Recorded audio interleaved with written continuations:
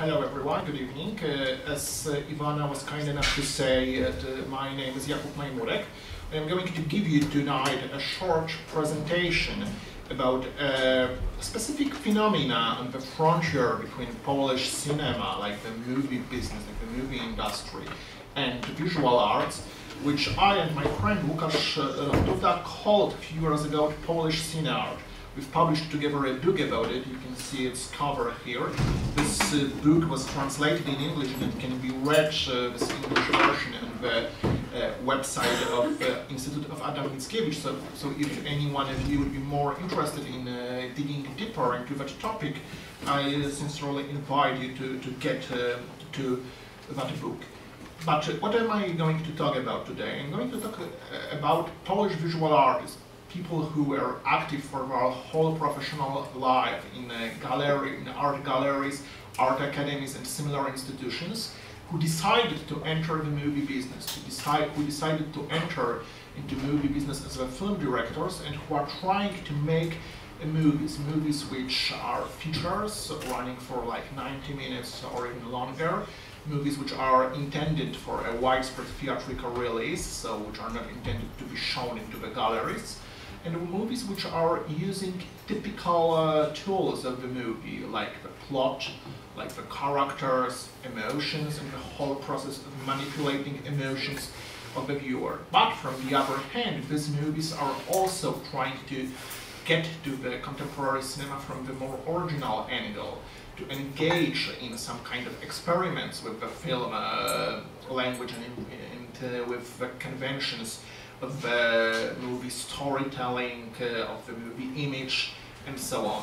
And it happened so fortunately that there are a few of our artists today in Poland who are active in that field and are trying to make feature, narrative, fictional movies with living actors and so on. And this constitutes a kind of current or a kind of a subgenre of Polish contemporary cinema, and this subgenre has also a specific institutional support given to it by Polish Film Institute, which is the most important public body financing film production in Poland, and Museum of Modern Art in Warsaw, which is one of the most important institutions of Polish artwork.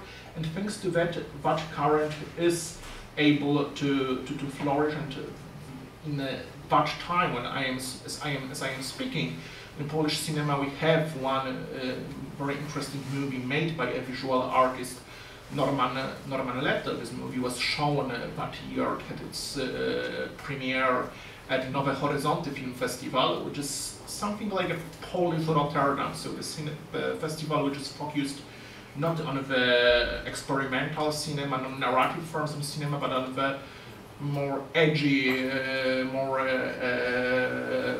courageous art house production, and it won the public award there, and now it is in the cinemas. And in the next week, the second movie by Łukasz Duda, the guy I wrote this book with, who is not only a film art historian, curator, but also started to make movies by himself, and his second movie is just going to start in the theaters in Poland on the next weekend. So you can see that this phenomena is still active.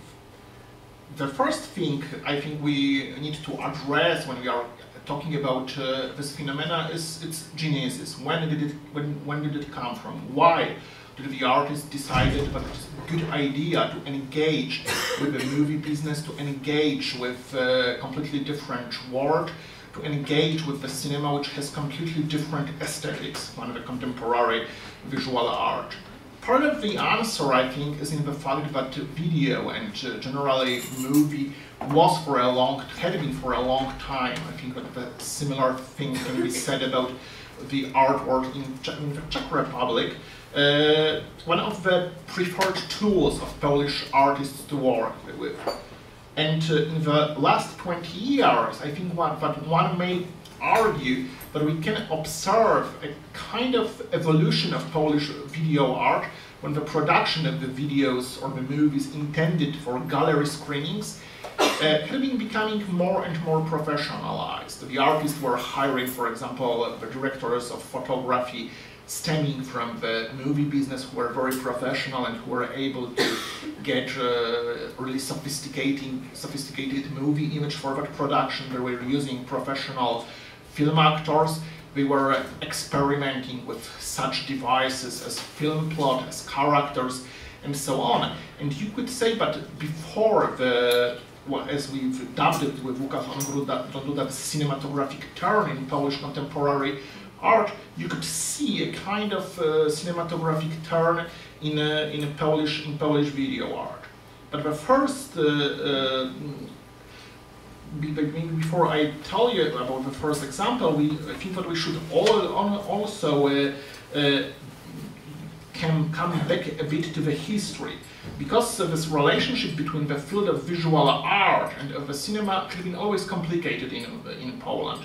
From the one hand, a lot of most renowned Polish filmmakers were trained as painters, like for example Andrzej Wajda, who is the most iconic Polish director. He died last year, and he is like this great father figure of whole contemporary Polish cinema. And he started his education as a painter. He graduated painting in the Fine Arts Academy in Krakow, but later his paintings was some kind of his side activity, his hobby.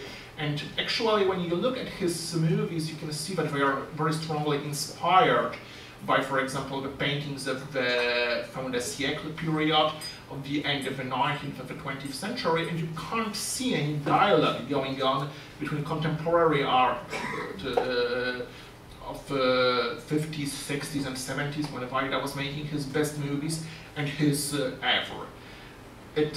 So in the beginning, even though a lot of the filmmakers had the background in the art academies, there was no dialogue between contemporary art and the cinema. A lot of contemporary artists were very strongly rooted in the avant-garde ethos, had a rather contemptuous or at best patronizing attitude towards cinema. The avant-garde art had intentions to be the art which is rejecting all that categories which are essential for the cinema, at least for a feature fiction cinema, for a film fable.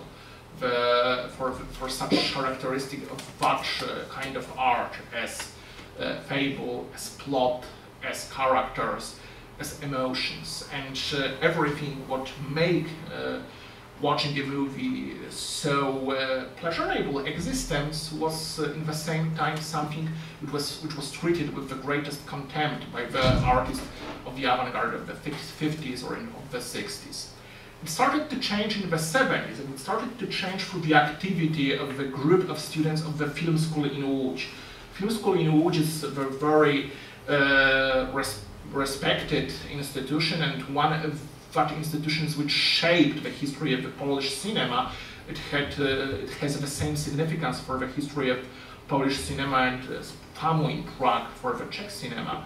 And in that institution in the 70s there appeared a group of the young students who didn't like particularly Polish cinema, and maybe didn't like the cinema at all, but were very strongly fascinated with the contemporary art. Instead of going to the movie festivals with red carpets, stars, and so on, they preferred to go to some provincial Polish city like Elbląg, where they could participate in the Biennale of contemporary sculpture, and they were more fascinated by contemporary art than by the cinema. And they formed together in the film school something which was called the Workshop of the Film Fórum. And it was this first attempt to build a bridge between a field of the cinema and the field of contemporary art, Polish art of the 70s. The members of the Workshop of the Film Fórum, most of them were not in the Faculty of Film Direction, but in the Faculty of Direction of Photography, were also fascinated with the structuralist film avant-garde, with all that phenomena which we would rather put under the umbrella in the box of experimental or avant-garde cinema, so which from the other hand wasn't very well respected by the most renowned Polish directors. And this existence, the mere existence of this workshop of the film Fórum, created a kind of quarrel in the film school, quarrel between the members of this workshop and their teachers, who were very dismissive towards all the experiments which were happening in the workshop of the film Fórum. These experiments, as I said, they were very often following the intuitions of structuralist film avant-garde of the 60s and the 70s.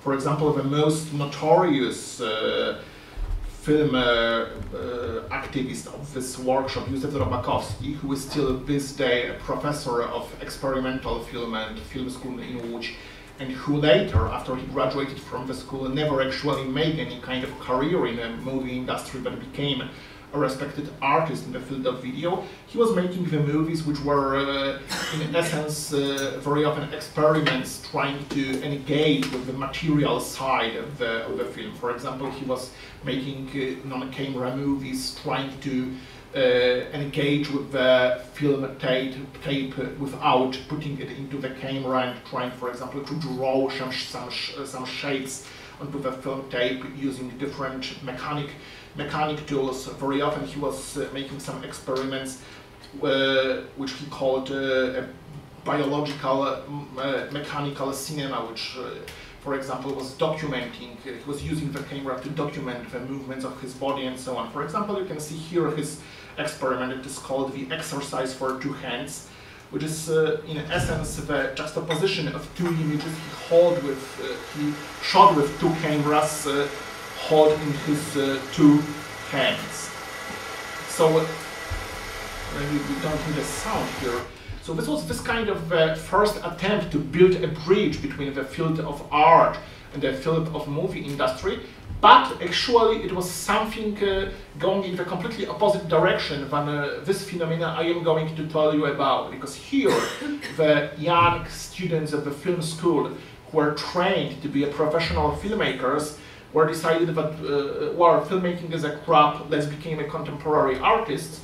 And here, this phenomenon I am talking about, it is the movement in the opposite direction.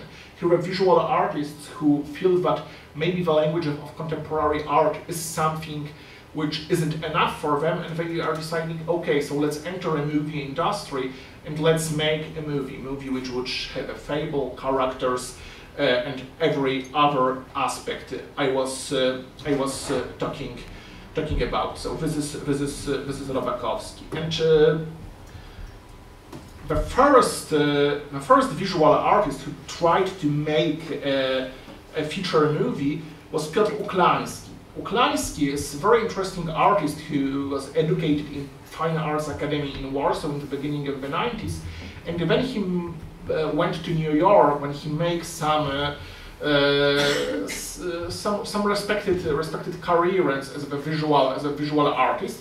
As a visual artist, he was always very strongly fascinated with pop art, with popular imaginary, with items of the pop culture. His most notorious work in Poland was the work called Nazis, and this work consisted of the photos of the famous actors in Nazi uniforms from the movies in which they were playing Nazis. It was the greatest stars of the movies industries, also Polish actors. And one of the Polish actors who was depicted on that exhibition, Daniel Olbrychski, actually unintentionally make extremely interesting happening of it, because he felt very offended that he was put into the exhibition which had a title Nazis. So he took his saber to that exhibition, and using that saber, he destroyed his image in that work, and the whole work itself. And it gave Uklański the great notoriety in Poland.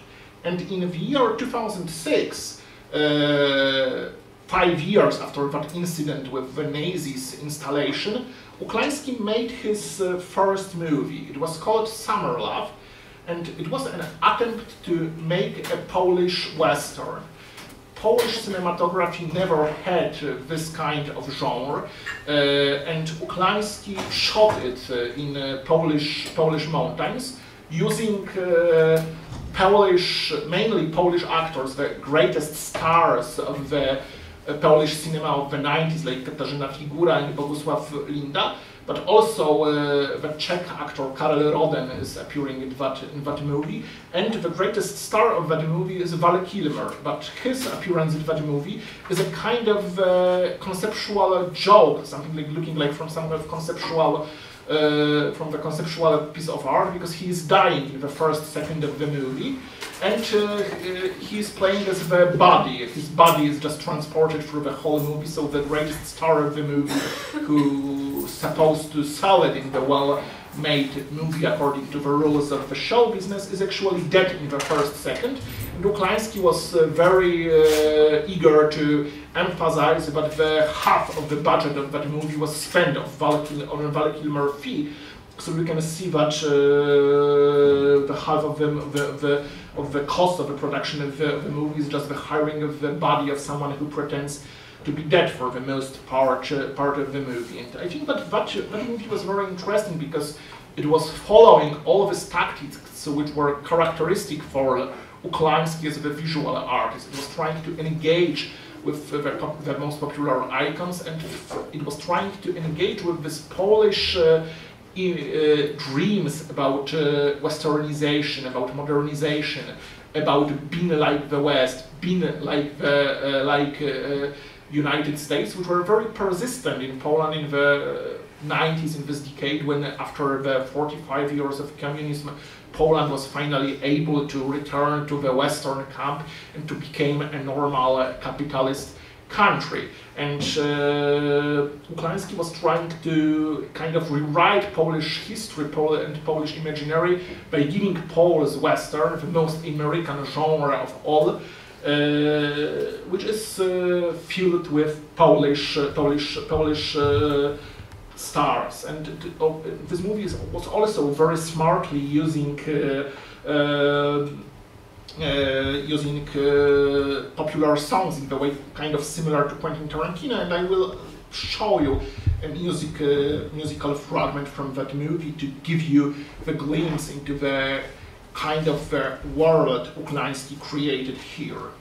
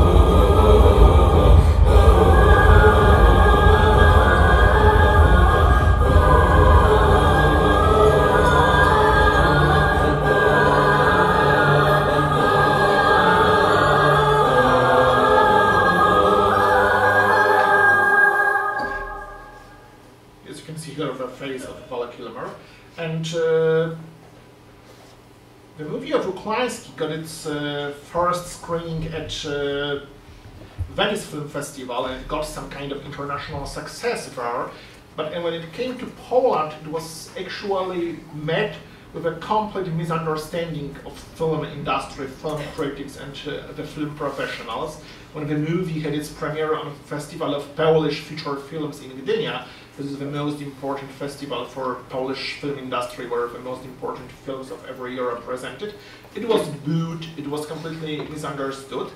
Some people were saying that, well, maybe this is an interesting idea, but the visual artists should make the movies, because it was the time when Polish cinema was in very profound crisis. So Klański actually decided to try to make a second movie. This first one, this Summer Love, was completely financed by his own money he got for making contemporary art, and by one of the galleries represented him. And this, as we will later going to see, will be kind of pattern for this kind of movies. But he applied for Polish Film Institute for the grant for the production of the second movie, and he obtained the grant to write a screenplay. And he actually wrote a screenplay about one of the last Polish guerrillas fighting against communist power after the war, who was the last to give up his fight in the early 60s. But after completing that screenplay, he actually felt discouraged by this whole bureaucracy which would be necessary for finishing his second features, and he just, abandoned the project and came back to making the art. And that history would finish in that moment. This history of the Polish cinema art would be just one experiment, one-time attempt, which wouldn't lead to anything other. But it didn't finish like that.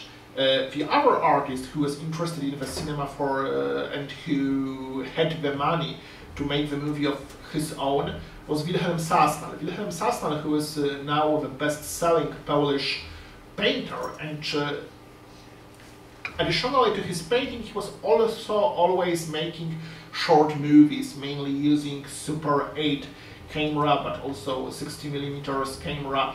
These movies were often some kind of the video diaries from his own life, which was also following this tradition of Robakowski, because Robakowski was also meticulously documenting his life on 60mm camera, and he created the notion of this private cinema and was doing something like that back in the 70s. But for example, Sasnal was also making some kind of DIY music videos for his favorite songs. I can show you the fragment of one. It's called Love Songs.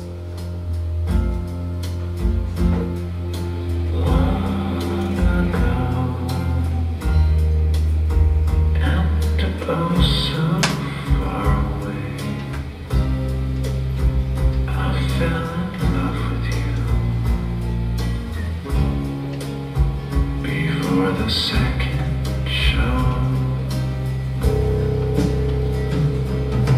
your guitar, it sounds so sweet, but you're not really there. It's just the radio. Don't you remember? Well, I think that you got the idea. In the beginning, Sasnal wasn't even exhibiting that movies he was making. It was just something for his own pleasure, but he was showing it to his friends, to his curators, and they said, well, maybe it would be a good idea, to show that movies together with your painting, to show the public, but you are also working with the camera, not only with the brush. And this movie started to appear in this art institutions circuit. And after some time, Sasnal decided that maybe it would be a good idea to make a feature movie, a movie which would be able to tell a story. And he decided that it is a good idea, thanks to his wife, who is a writer, so who is working with words, with fables. And in the year 2011, and I think that this is the year which is the breakthrough for this phenomena I am talking about, a breakthrough from at least 3 reasons. And the first movie of Wilhelm Sasnal and his wife Anna is the first of them.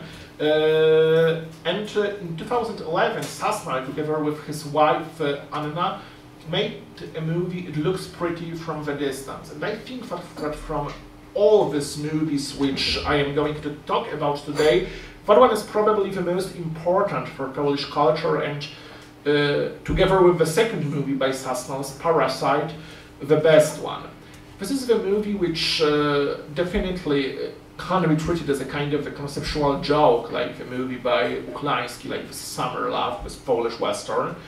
It is a very serious attempt to engage with the Polish debate about the attitudes of Poles towards Jews during the German occupation in the 40s of the 20th century, and about the Polish crimes committed on Jewish population in Poland in that period.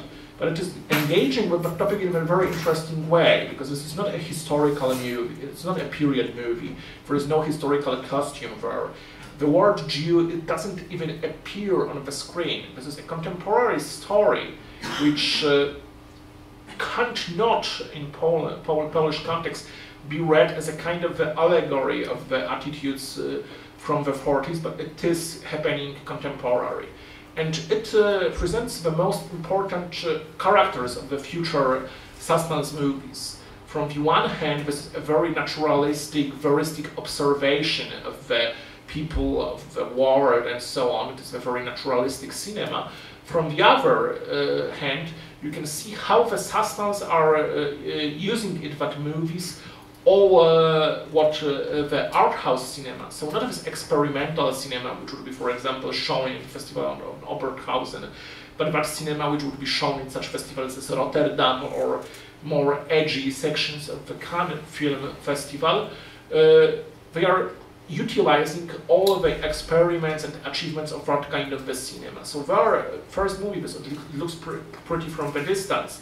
It is a movie which has a clear plot, but this plot is only a pretext for the meditation about the topics which are important for the artist, for the observation of the world. The Sosnows are very often using the dramatization, they are very often constructing their shots in that way that what is the most important is left, something out of focus, something on the edges of the screen, so the viewer has to do some work in order to construct a meaning from that movie. To get you a glimpse of the style, I show you probably the most important fragment of that movie, because as I've said, that movie is dealing with that issue of the attitudes of Poles towards their Jewish neighbors, and it is and this movie is set in the contemporary Polish countryside, when one man living there is suddenly disappearing from that countryside, and his neighbors are starting to steal from his home, and finally they are completely ravaging that home and burning it, and when this man is coming back, they are killing him. And I will show you this scene when these neighbors are pillaging that home, and as you would be able to see, it is almost completely dialogueless, which is also a very characteristic feature of the Sosnow's cinema, but the cinema is not using dialogue to, for example, push the plot, to give you the information. It's relying mainly on the images, not on the words, even though Anna Sosnow is a writer and a poet, and this movie started from the 2 pages poem which Anna Sosnow wrote about that topic, and this poem was anything they had written when they entered to the set. And well, maybe just let's look at that fragment.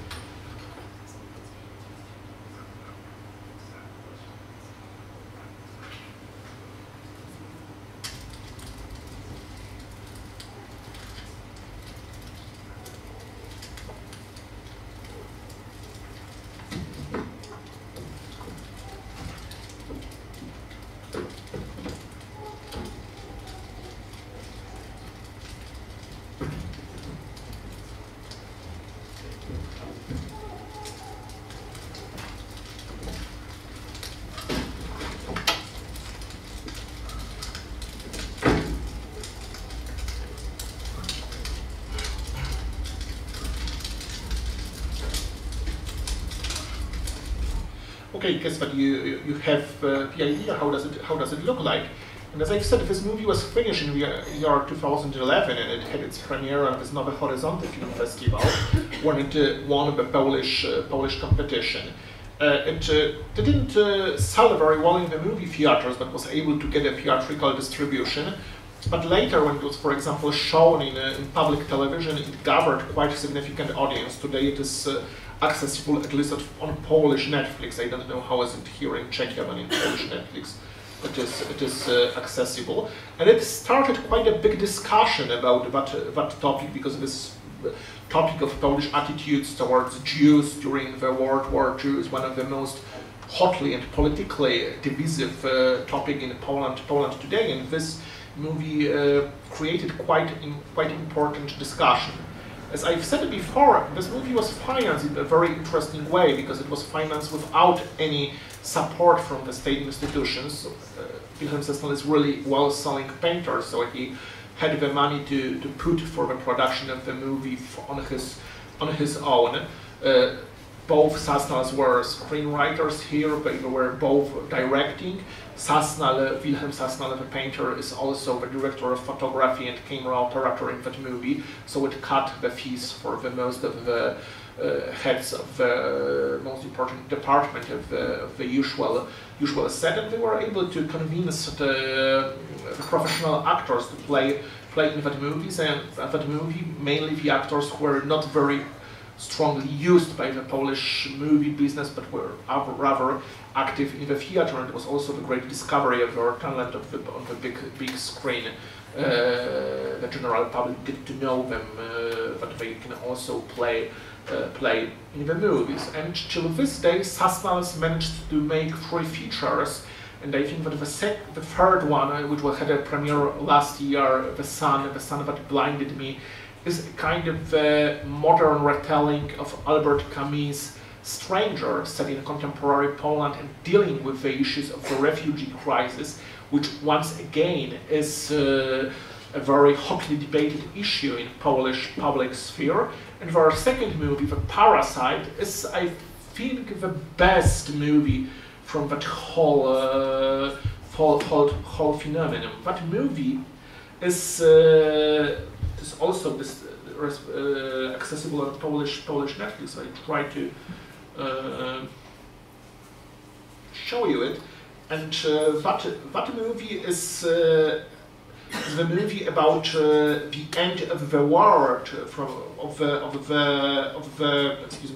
end of the war. It is in many ways similar to this document, The Death of the Working Man, but it has 2 topics. The first is the fate of the elderly gentleman who, due to the health reasons, has to retire and is unable to find his own place in the world when he is no longer working. It was his work which defined him. And from the other hand, it is the history of his daughter, who is taking care after him and who is also a lonely mother. And I think that this movie depicts one of the most interesting images of the motherhood in Polish cinema. Very cruel in some way, definitely very strongly disenchanted, depicting the motherhood as something which is physically and psychically depressing, destroying the mother, and depicting it in a very strongly naturalistic manner. So I'm now going to show you 2 fragments of that movie.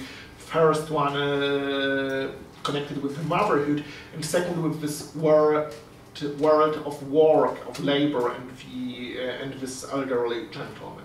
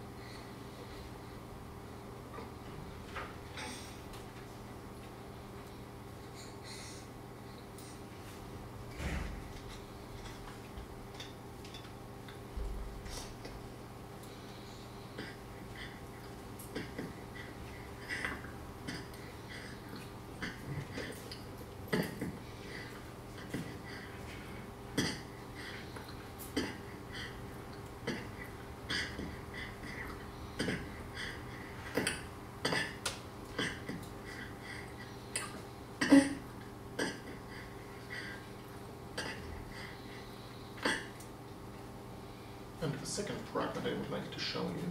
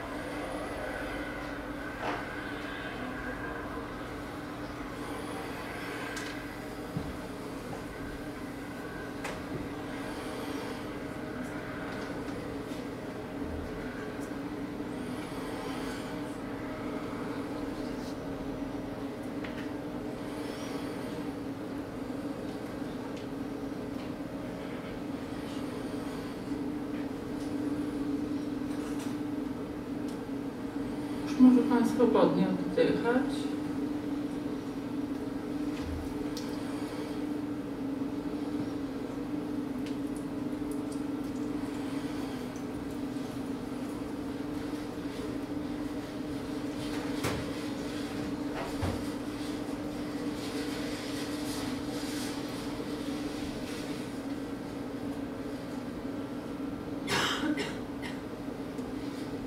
Pomóc Panu?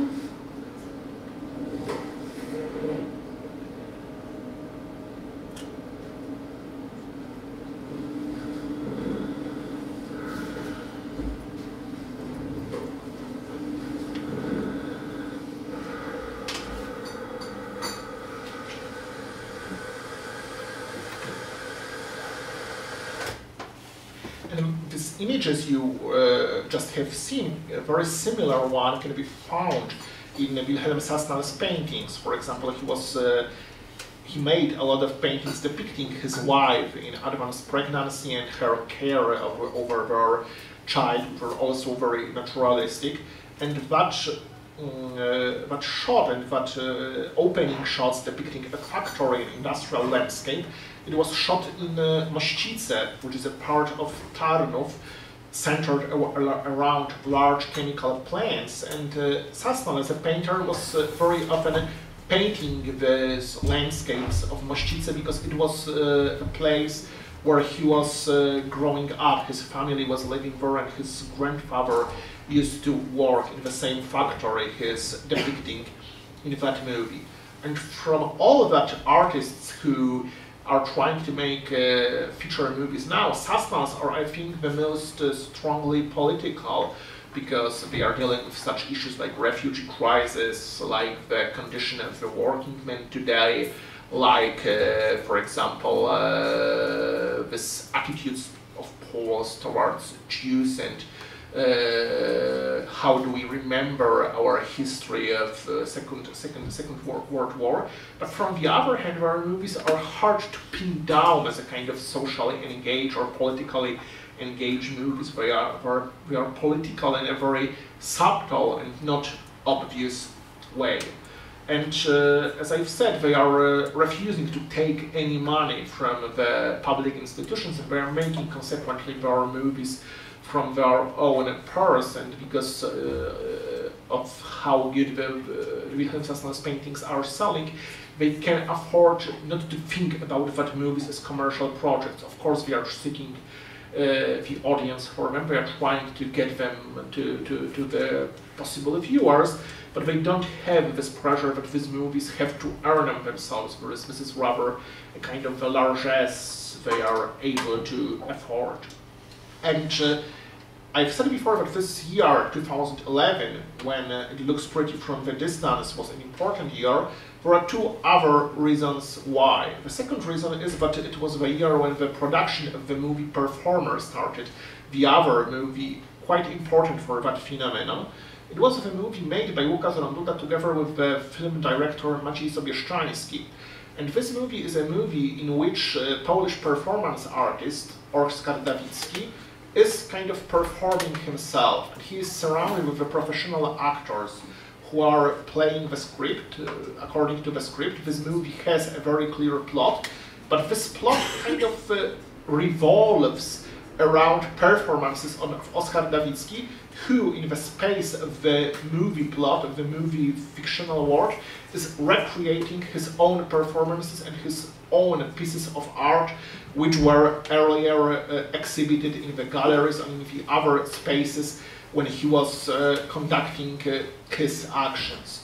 The idea to this movie came to Łukasz Ronduda from the kind of frustration that Oskar Dawicki as an artist is a great challenge for a curator, because he is the artist whose art is completely dematerialized, who is consisting of some kind of ephemeric actions. It is quite difficult to tell about that art to the public through such a medium as the exhibition.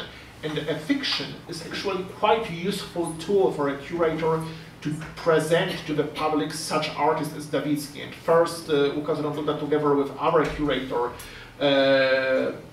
wrote a novel about Dawicki called Half Empty, and it was also a kind of conceptual piece of art, because according to the title, half of the pages in that book were empty, were blank. And later he made a movie about Dawicki, in which Dawicki plays actually himself and is surrounded with the professional actors and is, as I've said, recreating his famous performances. And I'll give you a fragment. Trudnie na kółkach? Pamiętam. Ciągnął za jakiś sznurek, zapierdalał między ludźmi. Wiatrami byś. Yes, and this is Oskar Dawicki, and this is Andrzej Chyra, who is one of the most popular Polish actors, and everyone who goes to the cinema would recognize Chyra, but from the non-gallery going public, hardly anyone Dawicki. I nagle stanął. Ta trumna się zatrzymała, ja myślałem, kurwa, że on umie. Spieprzyłeś mu cały performance. Podbiegłem posrany, otworzyłem wieko, co on powiedział? I pierdalaj.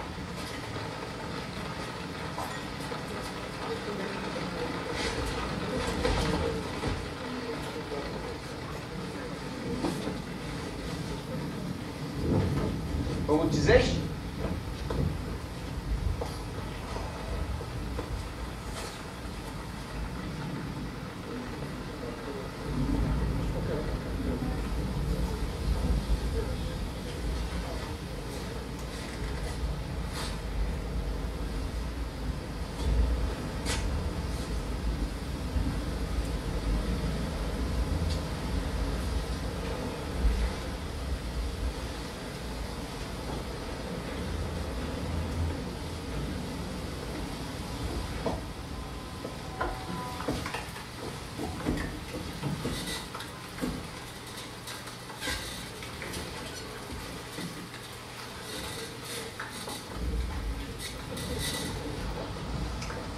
Ciągle nie doinwestujesz?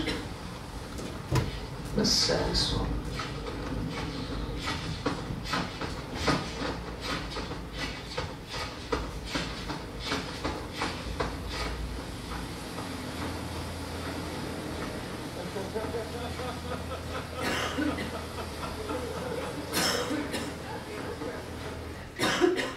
Yes, and that scene was actually a recreation, a reinscenization of one of the Oskar Dawicki's performances, and the whole plot of the movie is just driving a viewer from one situation when Dawicki is able to recreate some of his artistic actions in the space of the movie, but he also delivers some of his new improvised performances devised especially for that movie production. And that movie got also to the movie theaters. It had some limited release. It kind of made especially film critics aware of Dawicki's persona and interested in him. But to some degree, it was similar as Piotr Uklański, rather something treated as a curiosity, as a one-time thing, as an experiment, you know, to make something which should be an art exhibition into a feature movie. But the second movie of Łukasz Ronduda, which is also a movie revolving around characters of two actors, was able to upgrade this formula and to make a movie which is able to stand on its own, even without the association with the work of the very concrete art, very particular artists he is referring to. And this movie is called The Heart of Love. It had its premiere in that year in Berlin Film Festival, and is, as I've said, entering Polish movie theaters just in the next week. And this movie is based on the character's life and work of two artists, Wojciech Bankowski. You can actually see his work on this exhibition of Polish art, which is here in the House of Arts of Brnowy, is one of his project there, and his girlfriend, and also the artist Zuzanna Radzik. And in that movie, Ronduda is not using the artists to play or to perform themselves, but he is using the professional actors to play the characters, which are loosely based on that artists, and who are creating the art which is loosely based on the effort and the life of that two artists. And I maybe show you a trailer for that movie. It was also shown in Rotterdam, as you can see. Śniło mi się dzisiaj, że strzelam do ludzi. Jak w grze komputerowej. Miałam broń z tomikiem. Nie było widać ran postrzałowych, tak jak w prawdziwym świecie.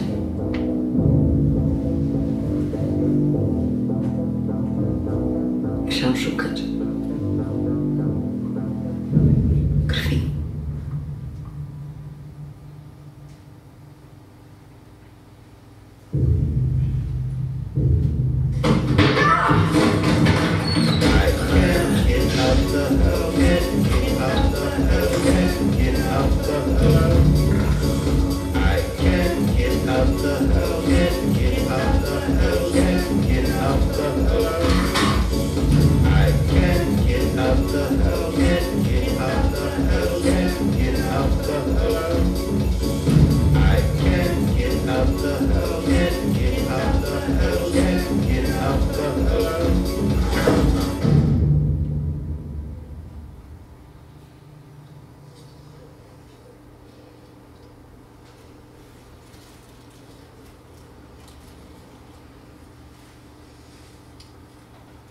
Well, and that year, 2011, was important for the third reason. In that year, Polish Film Institute, together with Museum of Modern Art in Warsaw, established a film prize. The prize which was intended to visual artists who were willing to make a feature fiction, a fabular movie, and were able to get a grant for a production.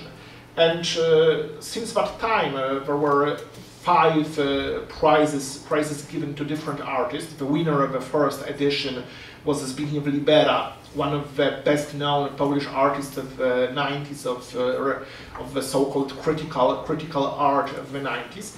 And he was, till that time, the one who was able to actually finish the movie from that grant. Because also the condition of obtaining that grant is to go through with your project through the 1-year course at the Wajda Film School.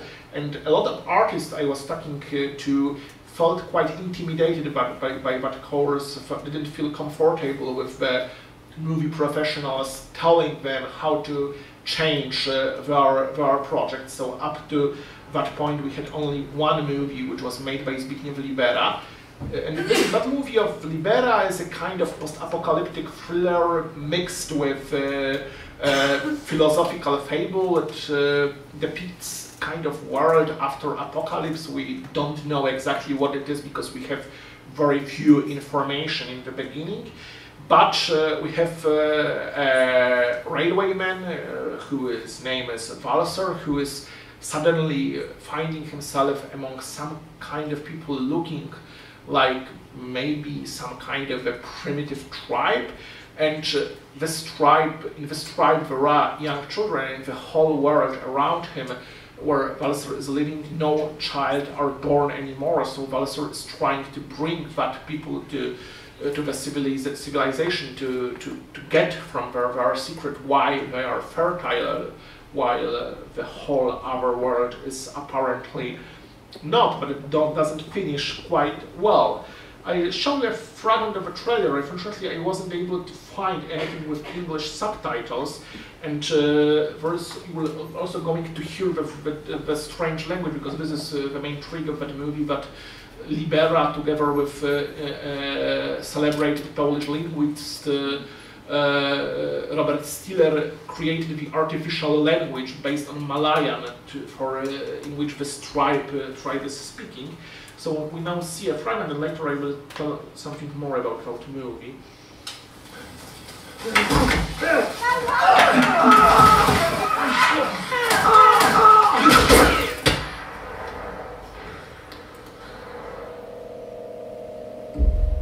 Ian Dingle!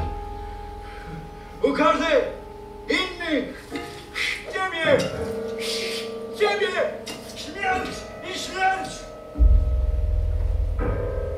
Parser Bangor Ameryka. Ian Dingle to film! To bez tytułu, Ian Dingle. Śmierć. Już myślałem, że jesteście od tego wolni. Hal itu, tiba sekali, lagi pada masakami berjumpa bung. Well, and that movie, it has to be said, was rather a failure. It didn't.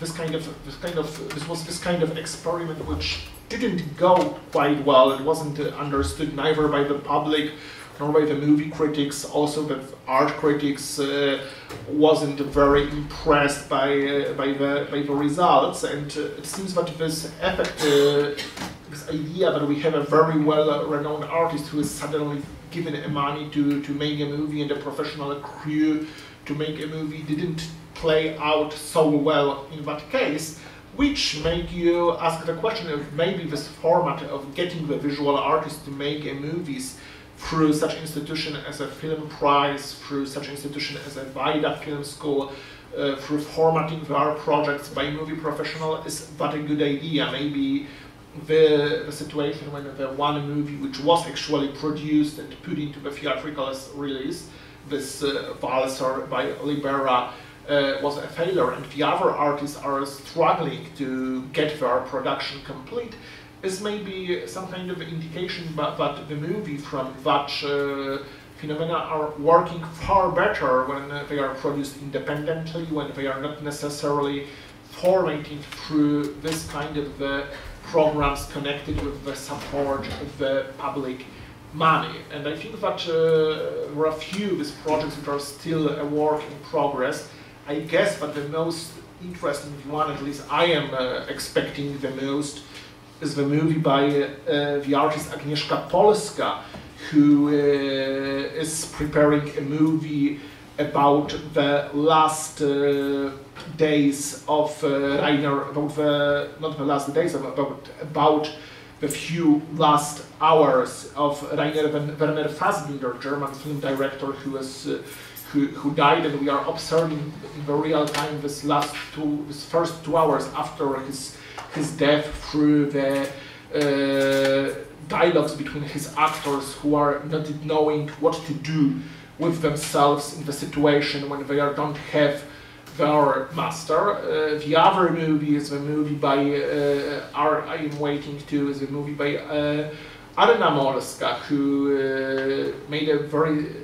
wrote a very psychoanalytical screenplay about two young men who are trying to find a peace after the death of their mother. The mother who used to be a modern sculptress, she was making sculptures, and this movie is using the iconic landscapes and images of Polish modernism, for example, Slovacki Council Estate in Lublin, which is one of the best known examples of attempts to put the avant-garde ideas, ideals of the open form into the socialist housing project. And this is something which is this contrast between the artistic forms and life, between something which is very sophisticated and connected with the contemporary art and with that forms of expressions which we would dub the more primitive, something which is very characteristic for Molska F. For example, she made the video called The Weepers, which is depicting the elderly women who are actually working as weepers at the funerals, and that video is depicting them in the center of the Polish sculpture in Oronisko, which is the most important space for presenting contemporary Polish sculpture, and it's contrasting that space with their very basic songs where they are singing. I can show you a fragment.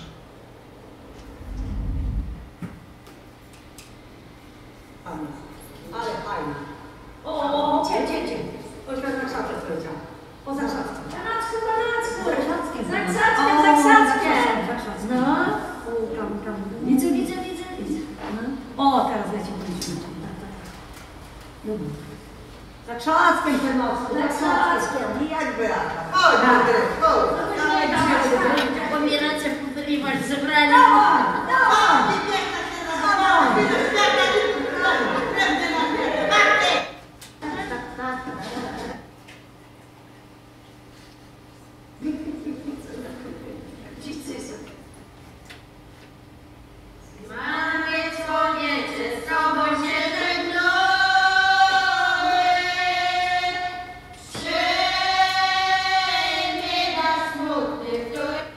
Well, the other work in progress project I am waiting to, this is the project by Janek Simon, the other artist whose works you can see at the Polish art exhibition here in House of Art in Brno.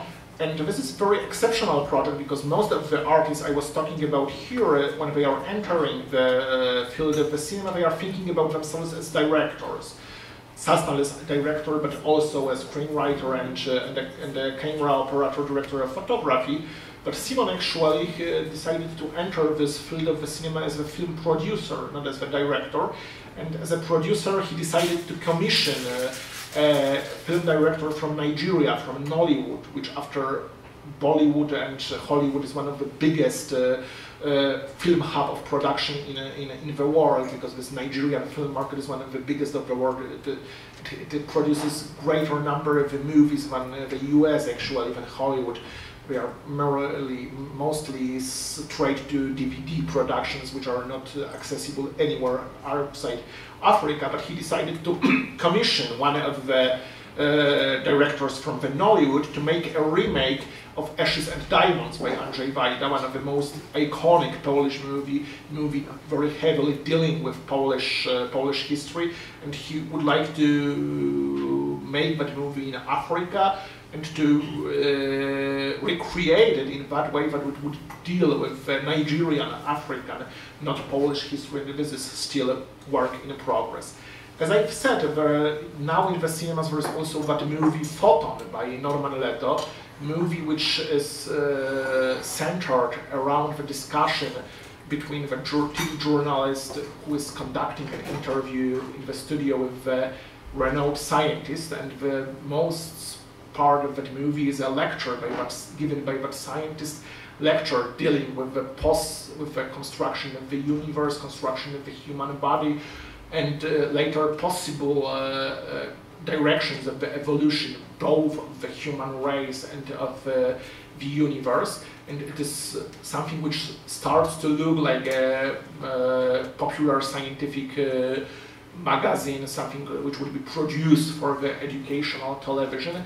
It turns into highly speculative philosophical fiction, highly speculative, very sophisticated science fiction put in this kind of a speculative lecture, which is accompanied by the visualizations and documentary features made by Leto himself, documentary features he made with cooperation with Michał Marczak, one of the best documentaries, and this is also a very interesting example. And actually Leto was working at that project for the 10 years. He was also financing it himself, mainly from the money he got from the artwork. Very often he was using budget he got for his commissions for the exhibitions in order to produce some fragments of that movie. It was also the way he was working with his former project, Sailor, where he also was funding it for different exhibitions. When finally this project, Sailor, was consisting of his novel on the movie, which was a kind of adaptation of that novel and of a set of exhibitions. And the same is with Photon. There is no novel, but there is the movie, and there is also the set of exhibitions revolving around the same topic. And I'm now going to show you the fragment of this Photon movie, and then I think it will be a good time to give you the opportunity to ask me any questions if you would like. Runs a clone on a virtual machine. We slowly enter the era of mind uploading. A mere several decades later, in the western wing of the headquarters, that data is successfully uploaded onto the brain of a volunteer. For the first time, if only for a few seconds, a human experiences directly what's going on in a dog's head.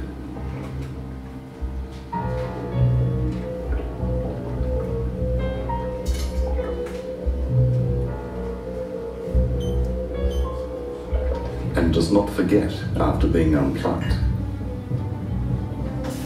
It is easier from here to form a human-to-human interface. Sugar is the first to volunteer. Brain activity is changed into a program. It can be put into various data carriers. 200 minds can be run simultaneously on bread networks. Of course, there are glitches from simplifications, but after Sugar's death, his consciousness lives on in many copies called instances. Serious ethical problems arise. Conservatives want to stop that, while in the meantime, tissue hardware proliferates. The biggest conflict of values since the artificial womb controversy seems imminent.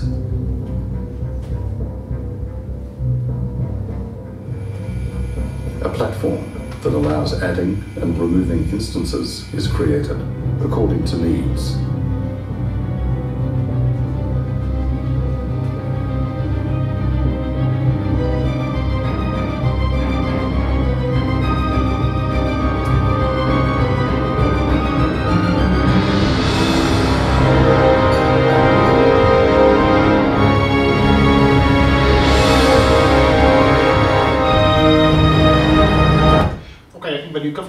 Before I give the floor to you, maybe to summarize it, I tell you that for the artist, this kind of the experiment with movie making is giving them the, I think, two very attractive things. The first one is able to engage with these factors which were kind of abandoned by the language of contemporary art, like, for example, the storytelling, emotions, character, something which isn't usually employed by the contemporary art, and here they can play with it.